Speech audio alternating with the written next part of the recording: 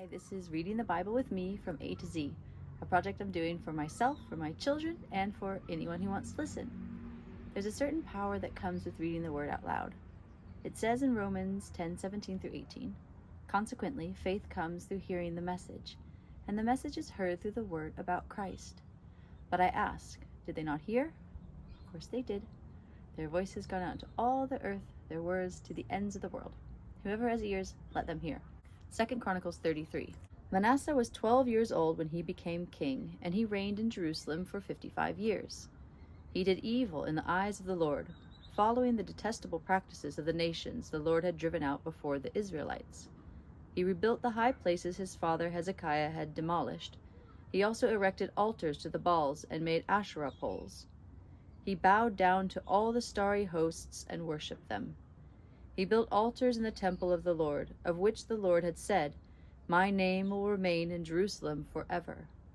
In both courts of the temple of the Lord he built altars to all the starry hosts. He sacrificed his children in the fire in the valley of Ben Hinnom, practiced divination and witchcraft, sought omens, and consulted mediums and spiritists.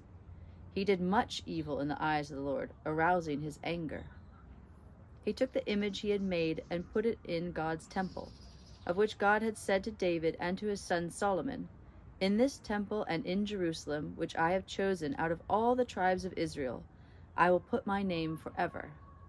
I will not again make the feet of the Israelites leave the land I assigned to your ancestors, if only they will be careful to do everything that I commanded them concerning all the laws, decrees, and regulations given through Moses." But Manasseh led Judah and the people of Jerusalem astray, so that they did more evil than the nations the Lord had destroyed before the Israelites. The Lord spoke to Manasseh and his people, but they paid no attention. So the Lord brought against them the army commanders of the king of Assyria, who took Manasseh prisoner, put a hook in his nose, bound him with bronze shackles, and took him to Babylon. In his distress he sought the favor of the Lord his God, and humbled himself greatly before the God of his ancestors. And when he prayed to him, the Lord was moved by his entreaty, and listened to his plea, so he brought him back to Jerusalem and to his kingdom.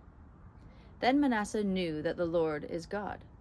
Afterwards he rebuilt the outer wall of the city of David, west of the Gihon spring in the valley, as far as the entrance of the fish gate, and encircling the hill of Ophel, he also made it much higher.